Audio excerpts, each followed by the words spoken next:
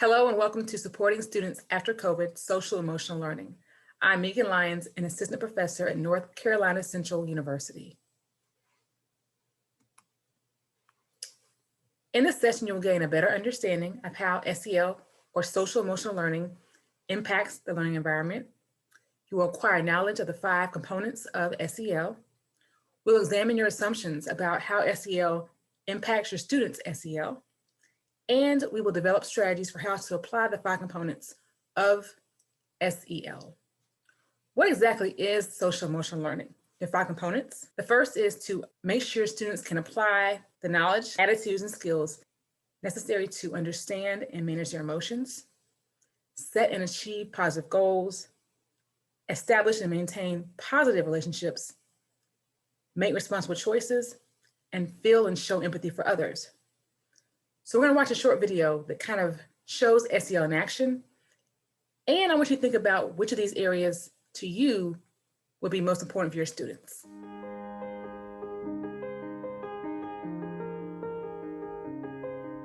Social and emotional skills are the essential skills for success in school, work, and life.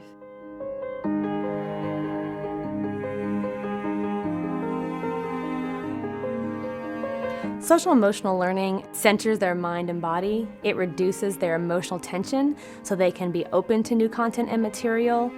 We find that academic outcomes increase exponentially when students are nurtured, loved, and cared for, that we get much more out of them when we first address social emotional needs. So for us, it's actually an academic intervention and not just an emotional one. If we expect students to be college and career ready, it's important for us to focus on these skills and competencies: self-awareness, self-management, social awareness, relationship skills, and responsible decision-making.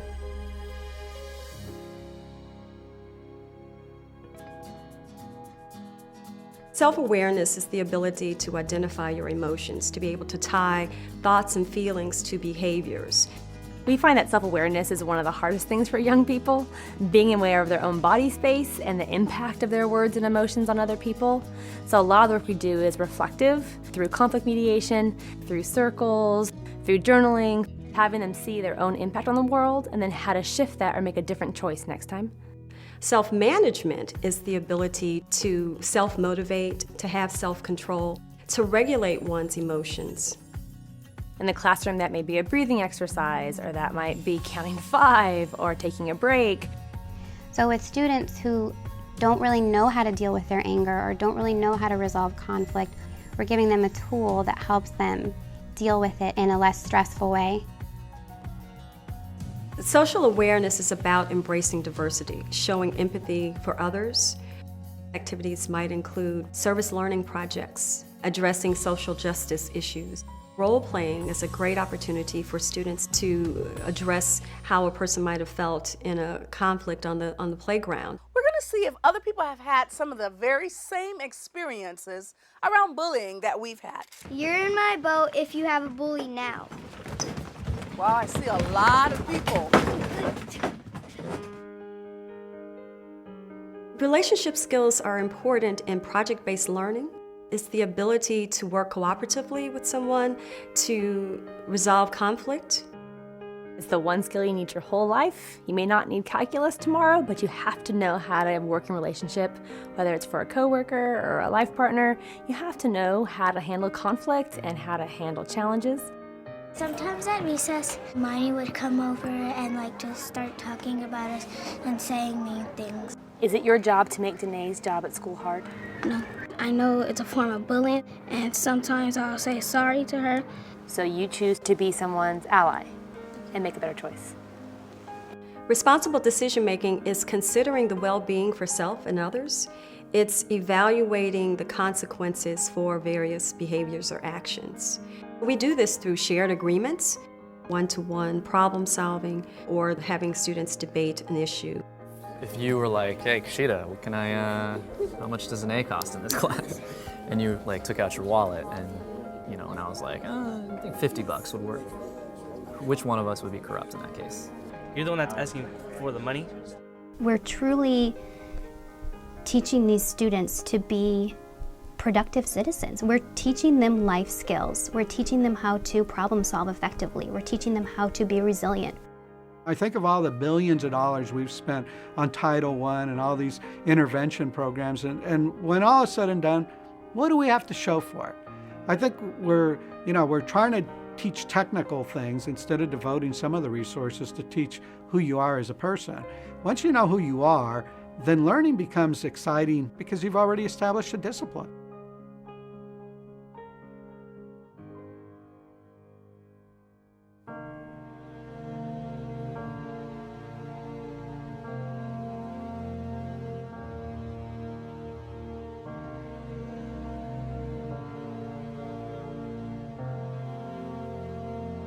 It's important for teachers and principals to understand that it can't be a binder off the shelf.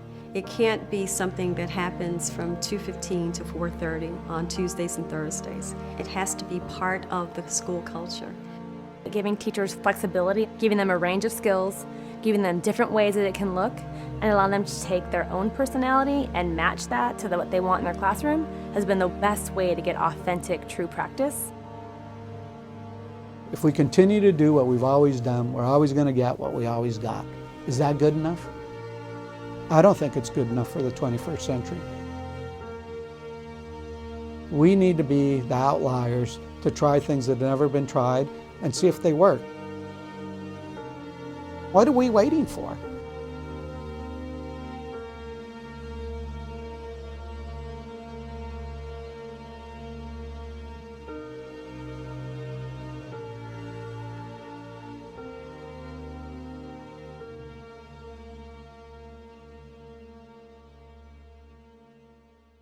Now that you've had a chance to see SEL in action, we're going to look at the Collaborative for Academic and Social Emotional Learning, known as CASEL, and look at their 5 components. They are self-awareness, social awareness, relationship skills, responsible decision-making, and self-management. Also, CASEL focuses on those skills at the classroom level, the school level, and the home and community level. So the idea is that those skills learned in the classroom can transfer to the home and community. So skills from the classroom will stay with students, so to speak, forever. Think about those areas in this wheel here, okay?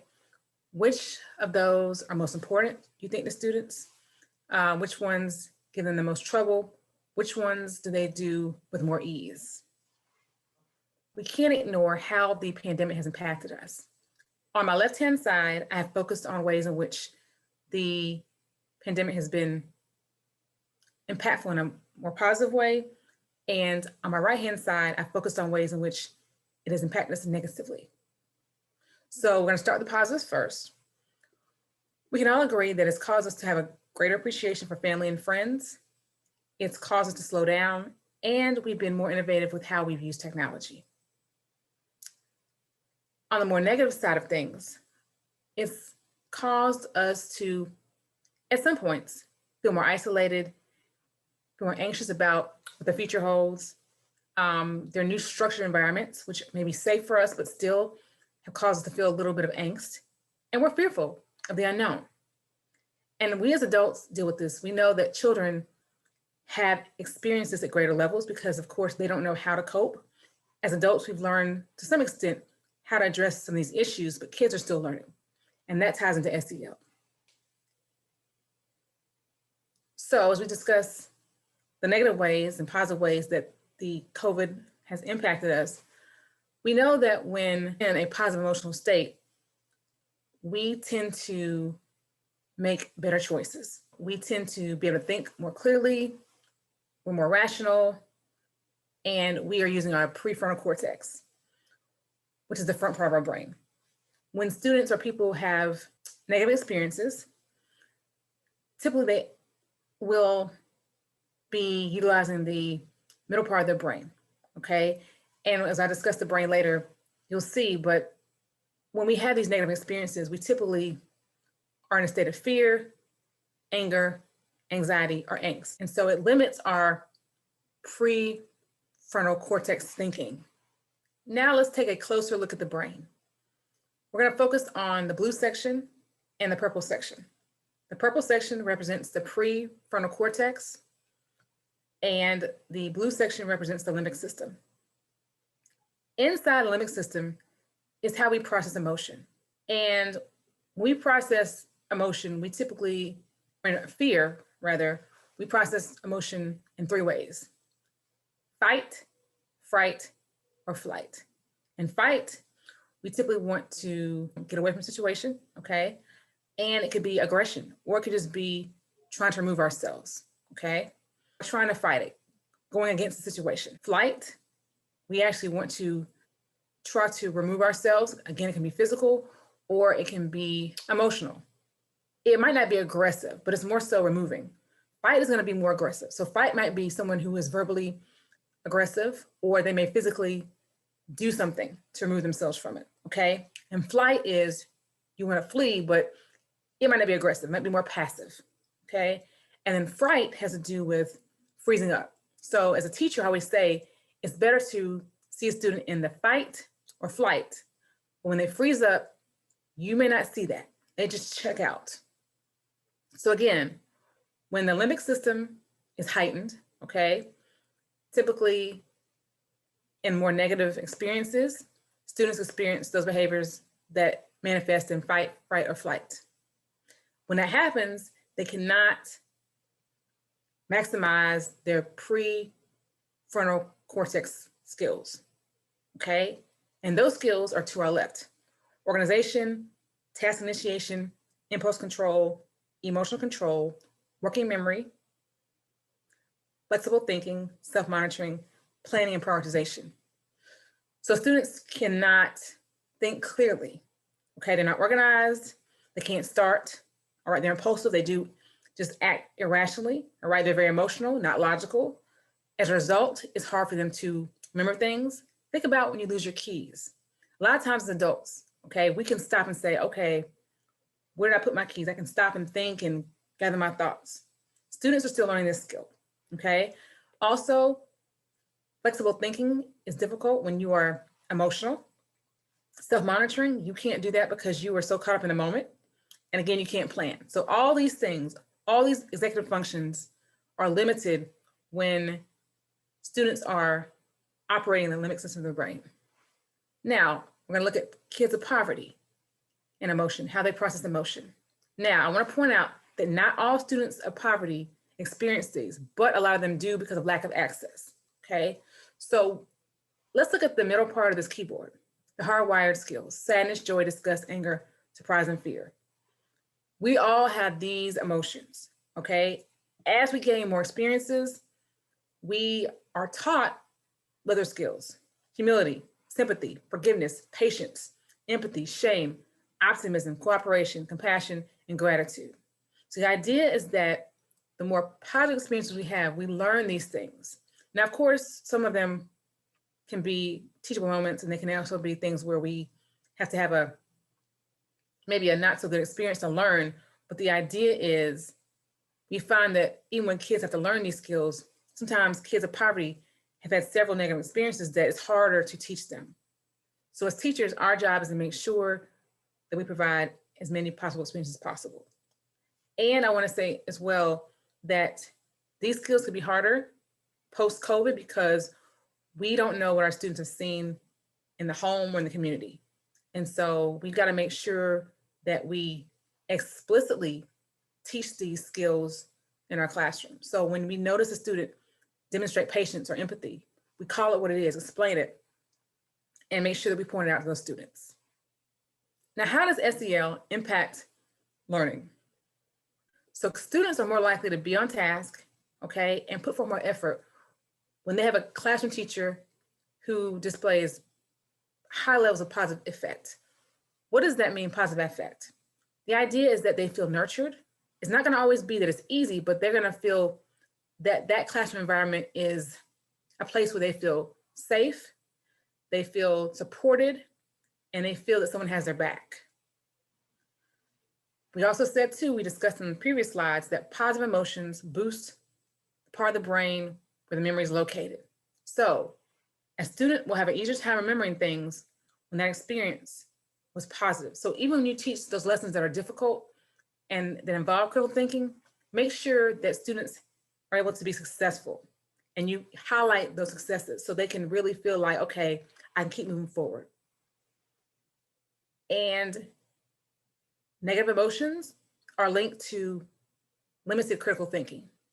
So when students feel as though they can't continue or they're not optimistic, they're going to get stuck in that negative piece of the situation. So the idea is for us to focus on teaching students ways to move out of that spot. So for instance, the growth mindset, or having students to reframe that situation. I'm not there yet. You can get there. So focus on what they can do so they'll feel empowered to continue. How does SEL impact student performance? Fewer disruptive behaviors, kids are on task. As a result, they pay attention and they exhibit better self-awareness and self-management skills. They feel a sense of belonging. They feel like they belong to a community in the classroom and at school. As a result, they're engaged in learning. They want to learn. They're focused on learning. And when they're focused on learning, they want to think critically. And so when they want to think critically, that shows that they're focused on optimism, what they can do versus what they can't do. And as a result, they want to come to school, want to be involved in the class. This will lead to fewer suspensions and students will not be retained.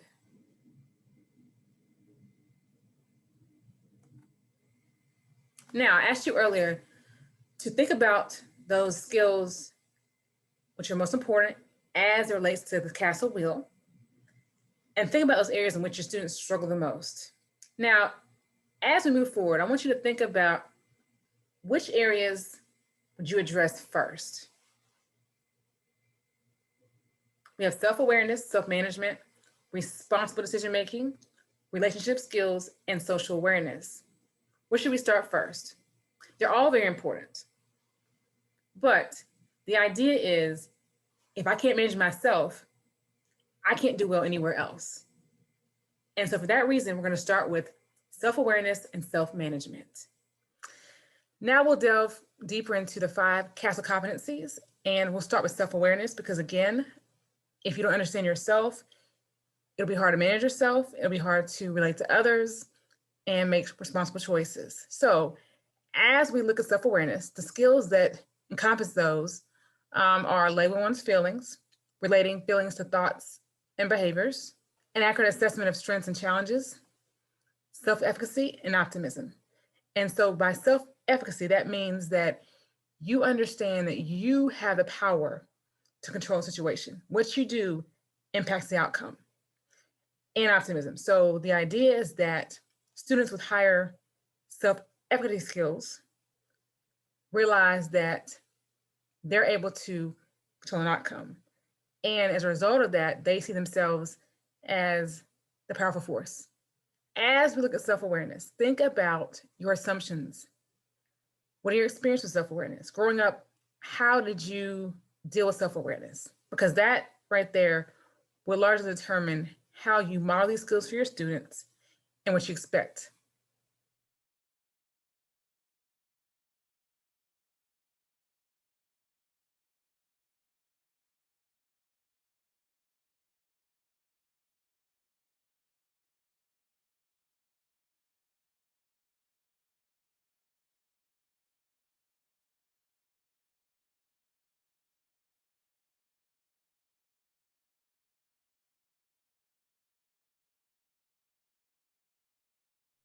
Now let's look at some strategies for self-awareness. Journaling is very good. This can be done in every academic area.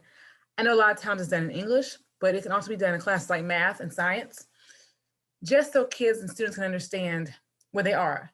If a problem was hard or a concept was difficult, writing down what specific part was difficult, why get in trouble.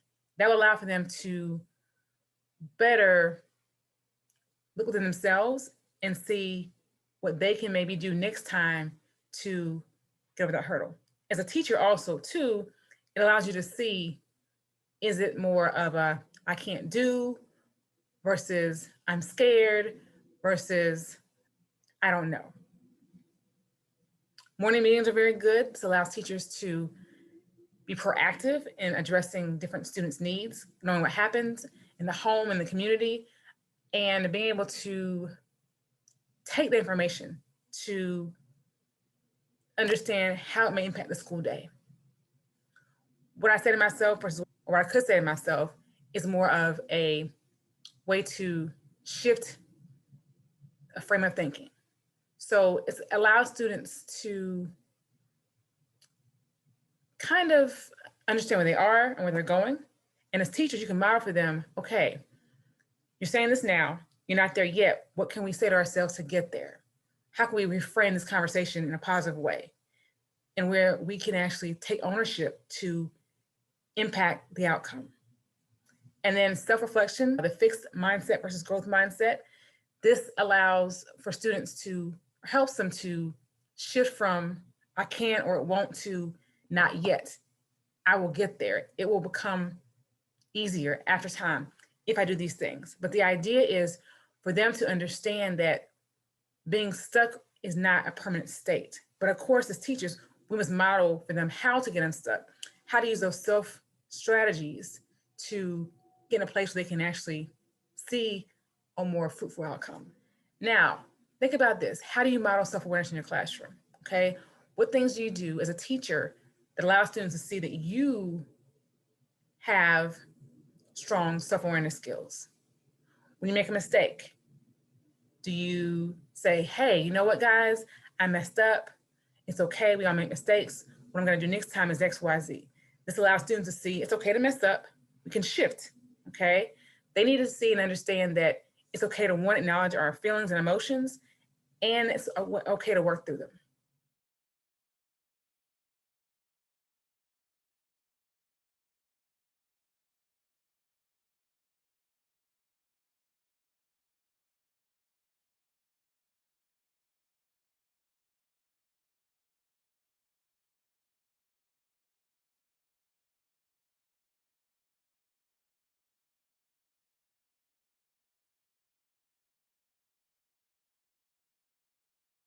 Once we have a strong sense of self-awareness, it's a lot easier for us to manage ourselves. You can't manage yourself until you're aware. Some examples of self-management skills are regulating emotions. So again, once you understand emotions, knowing better how to tailor them, okay, or how to address them. Managing stress. We all have stressful situations, but how do we manage that? Self-control, self-motivation, stress management, same as managing stress, setting and achieving goals. Okay, and this ties into self-management because if we don't, by chance, manage things in a specific way to where it's maybe productive, we can say, you know what, in the future, I'm going to try these strategies to make sure that when this occurs, I can do a better job. And again, let's look at our assumptions about self-management. What are your experiences? What do you expect students to know coming into the classroom?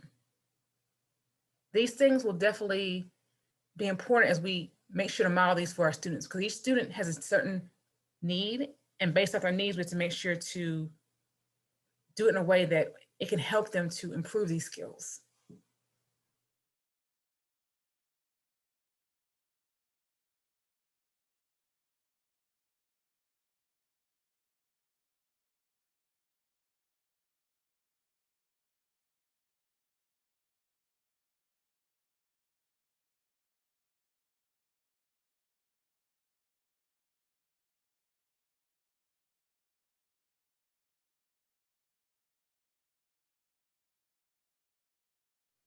So now let's look at some self-management strategies for your classroom. Visualization, okay? So if a student is in a stressful situation, the idea is to help them to visualize what the more positive outcome can be, okay? If they're angry, what does it look like when I'm not angry? What things occur when I'm not angry, okay? If they're stressed out, let's say about a test, maybe having them visualize a picture of a beach or being somewhere calm.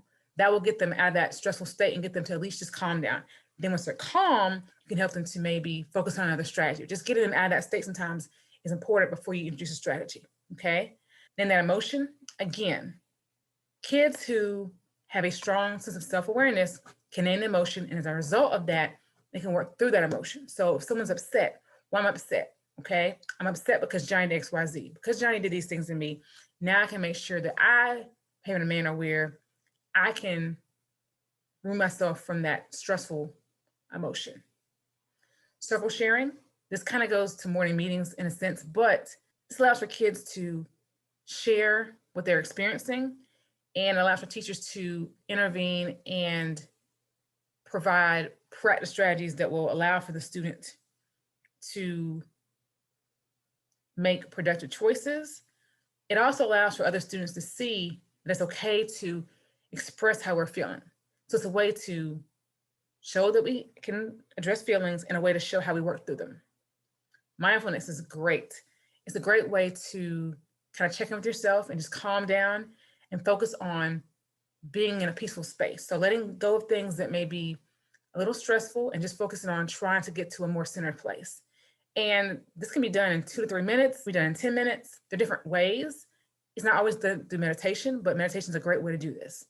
And creating a safe space or peaceful place in your classroom for your students. So allowing them to maybe go to a corner in the room where they can just sit there for a minute and gather their thoughts.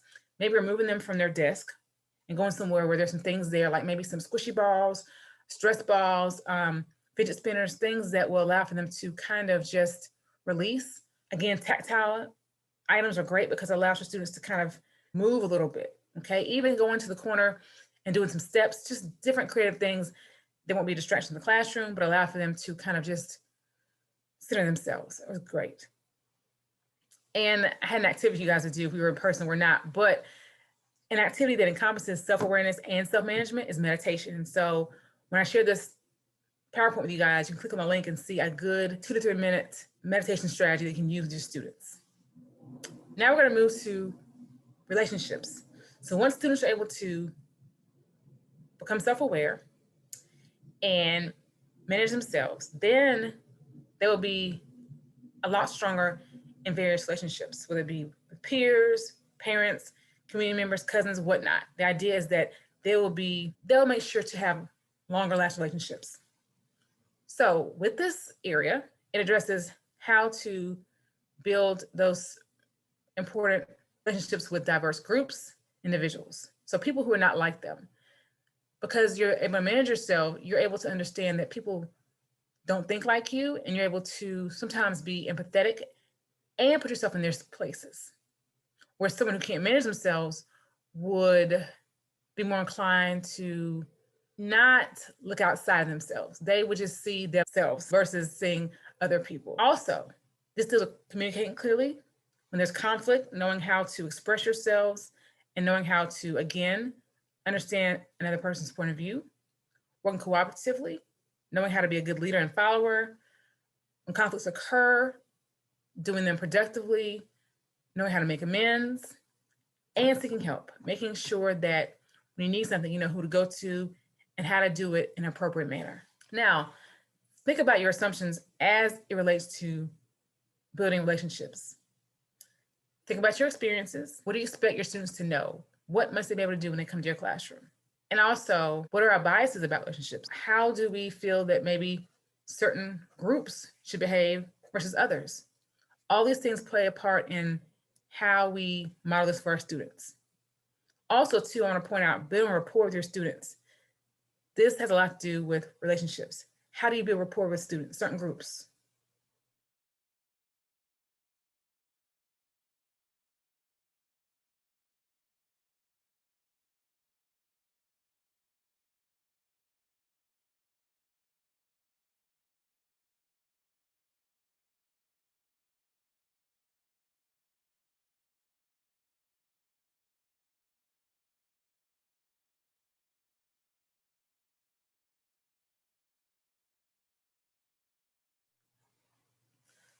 Some different strategies, making sure to foster an inviting classroom community. This means that understanding students' diverse needs, making room for students to make mistakes and feel safe making mistakes, pairing students with an accountability partner. So for those kids who may struggle, pairing them with someone who is empathetic, but also someone who can help them, someone they look up to. That's important because kids need someone to lean on. Check-in, gratitude check-in. These are very important.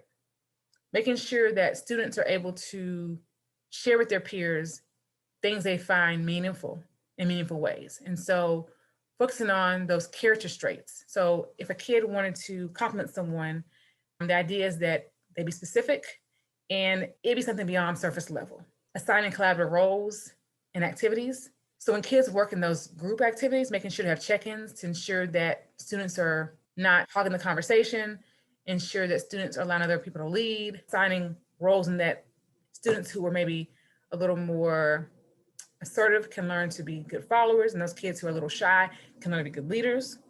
Also, teaching kids how to provide constructive feedback. And I like the term asset-based feedback because that allows kids to use that sandwich approach to focus on things that went really well, things that can improve upon, and ending with something that goes well, and modeling for students how to provide that feedback. Say, you know, Johnny, you did really, really well with this. I like this. This piece right here could use some more work, you know, and talking to students about how to improve in ways that will allow them to take ownership. And that way, that will allow for them to be more invested. And of course, that will allow for you as a teacher to build a better rapport with your students. Now stop and think about, how do you model building relationships in your classroom? What things do you do that allow for students to build a rapport with other students? How do you create that classroom community where students feel comfortable sharing and making mistakes?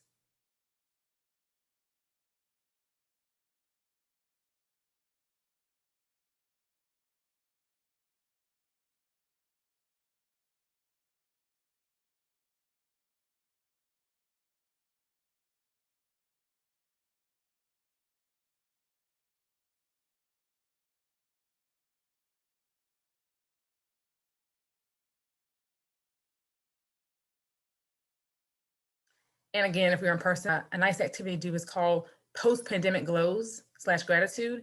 And the idea is, as a teacher, you would, I know this has been a rough time for all students, you would spend time listing ways that your students have really persevered through the pandemic, and you would put these ideas in a little glass jar and pull them out and read them out and explain. And on the back of the card, you have specific students who did certain things. So ideally, each student would be named as it relates to a specific positive thing you've seen. So you would share and explain and expound on what they've done. And so this allows students to feel very grateful and allow for you to share. And sometimes we got to stop with our students and just kind of say, you know what, Johnny, or class, you guys did these things really, really well.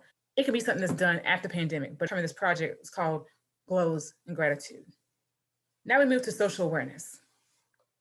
This involves how students are aware in various social situations. Some of these attributes involve perspective taking, empathy, respecting diversity, understanding social and ethical norms of behavior, recognizing family, school, and community. So the idea is, again, students come outside themselves. So when they have those strong self-awareness skills, they understand how they contribute to social situations. They understand how they can also monitor themselves with self-management to ensure that they create a space for others to share. And also, too, they're able to look outside themselves and to understand others, being empathetic. Again, we're going back to assumptions. What are your assumptions and or biases as it relates to social awareness? Do you expect certain students to do better than others? Think about your experiences when you were growing up in school. How did this shape how you became socially aware?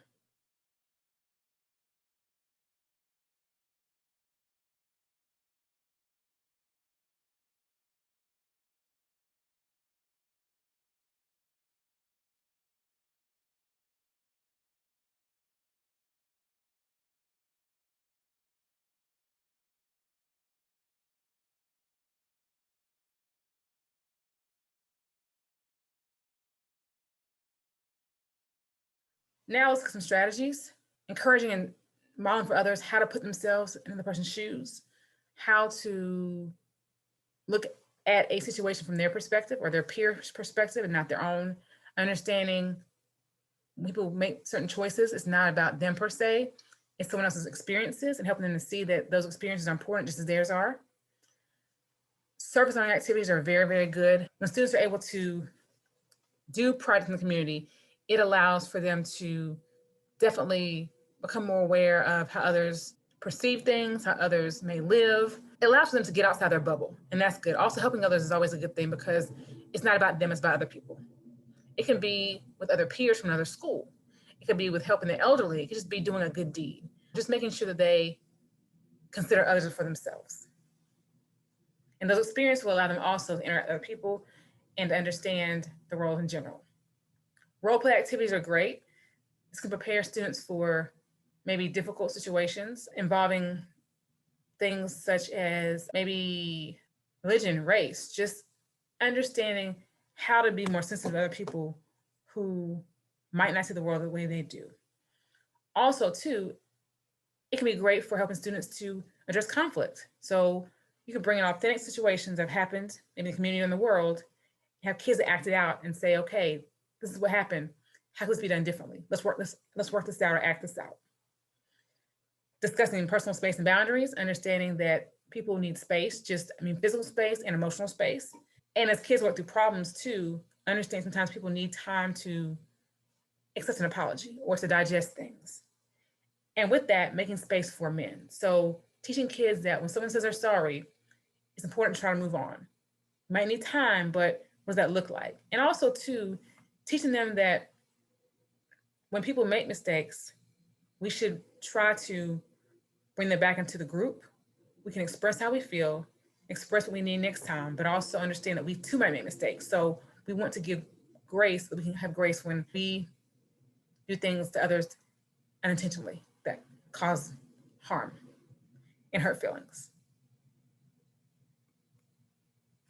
Now, take a brief minute to think about, how do you model social awareness? What ways do you allow students to practice these skills in your classroom?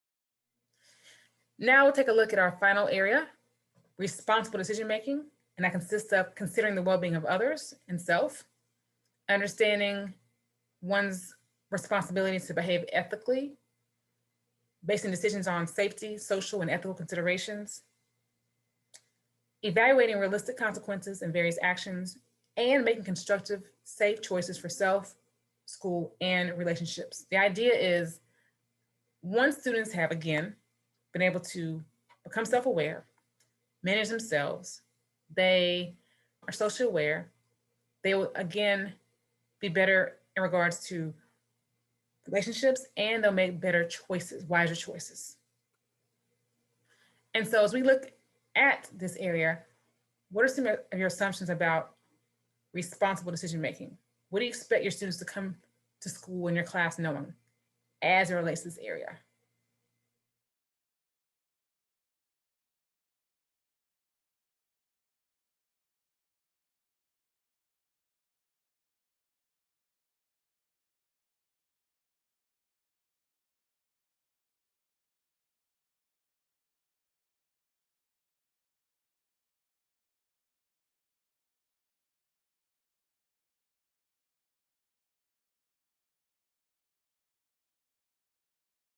Now let's look at some strategies for this area. So if students misstep and they behave irresponsibly, or if a lot of students are having a problem with a certain social skill in your classroom, the idea is to maybe provide some role-playing activities to provide those authentic experiences into practice.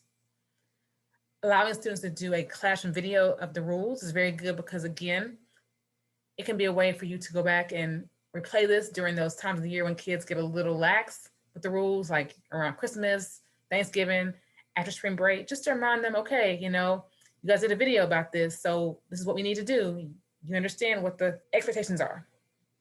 Also, to allowing them to create those rules. So at the beginning of the year, of course, you have your rules made out, but also asking kids, what do you find important? And so as a result of that, they'll be more invested in those rules. And also, too, it will allow them to feel like they're a part of the classroom community.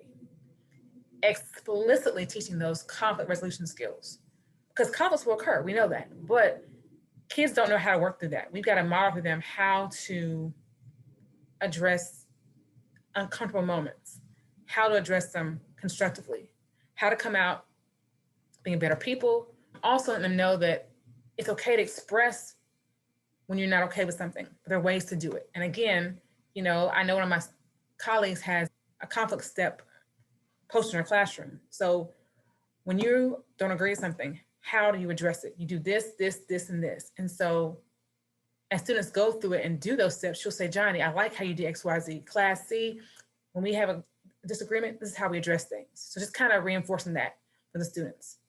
And also too, incorporating conflict resolution activities, actually creating situations where kids will have to work through it. But again, being there alongside with them, for them to know that, hey, this may happen in real life. I'm here for you. We're gonna work through this. This is okay. And once they work through it, the idea is to have them understand tomorrow's a new day. We're gonna move forward. So again, making amends is okay. Because the idea is that I trust you will do better next time. And again, I want you to take a moment to think about how you model this area for your students.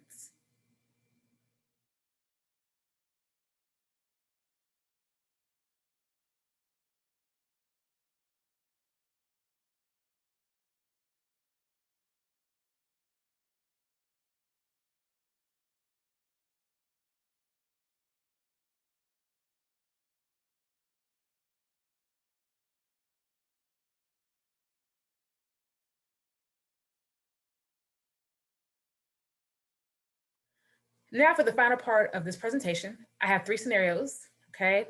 For each, I want you to read the scenario and think about, is the student exhibiting fight, fright, or flight?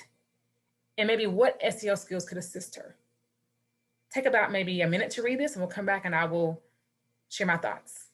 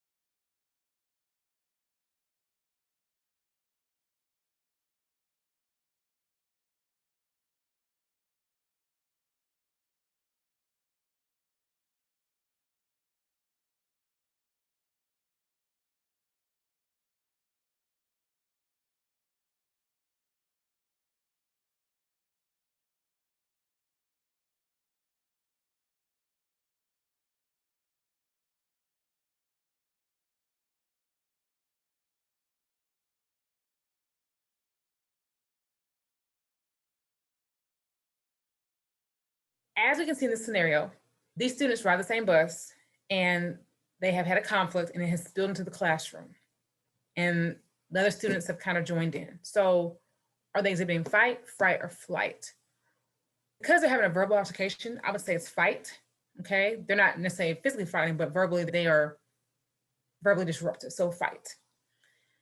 And I would say that as far as SEL skills, definitely responsible decision-making, self-awareness, and self-management. So I think the idea is to talk to these students and try to have them both sit down with each other and discuss how they're feeling and to discuss ways that they could manage themselves better so that their classmates are not involved in this. So for instance, maybe counting to 10 or walking away from one another.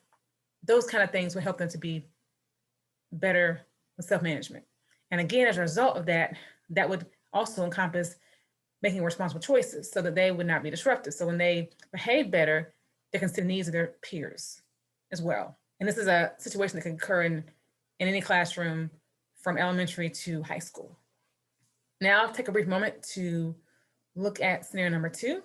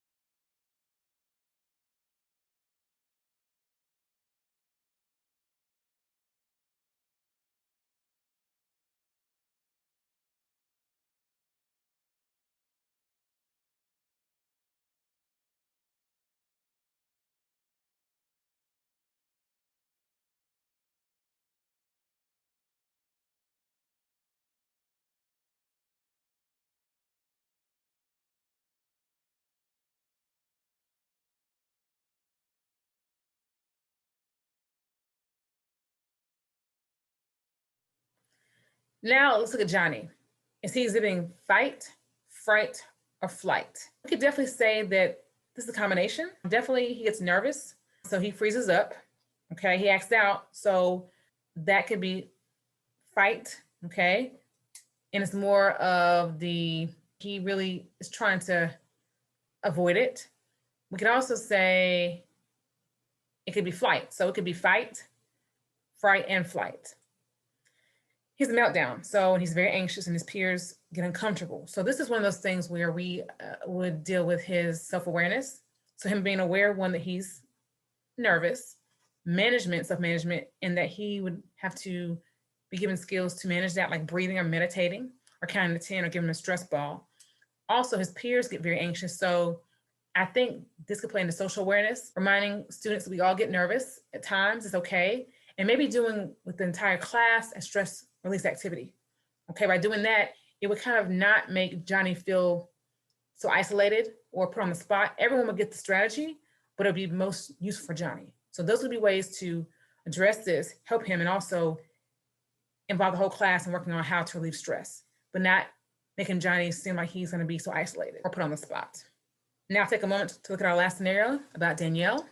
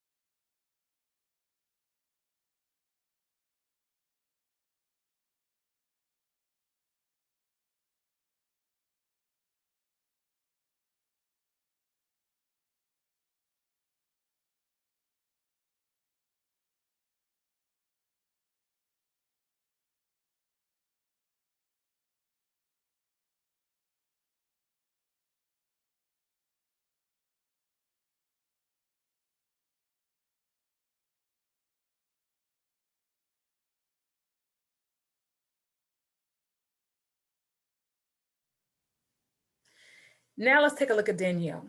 Okay, her parents have gone through divorce. She loses her dad, sucks her thumb, and carries a teddy bear. So is she exhibiting fight, fright, or flight? I definitely think fright. She's frozen. She's kind of stuck in the past. Misses her mother, okay? And as a result, she's trying to flee situations. So I would definitely say fright and flight, or so fright. And what skills could assist her? SEL skills. So I think definitely self-awareness. And so I think the idea is eventually we want to get her to replace the teddy bear with another, maybe more age-appropriate, tangible item. So maybe asking the dad to consider having her to bring along another item that reminds her of her mother. And maybe even two, at some point having her to keep in the classroom and not carry it around with her. She keeps something that reminds her of her mother in every classroom, but she wouldn't carry it with her. So that way kids might not feel like that's out of place. She can carry it with her if she can find a small item, but the idea would be that we want to eventually have her to just keep it in the classroom as she feels more comfortable. Also, maybe getting her to talk to a counselor. This might be beyond the teacher's scope.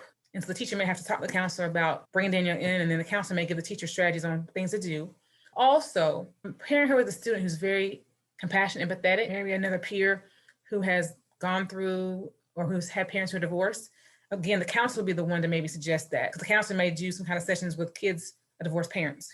That may be an issue or consideration that could be useful. Also allowing Danielle a safe space. So maybe let her come into the class early before school starts. Just let her feel safe so that she doesn't feel isolated, because I could see where perhaps this could make her feel isolated if the kids were to not be understanding of her situation. And this concludes my presentation. I wanted to share my references, of course, and also share my contact information.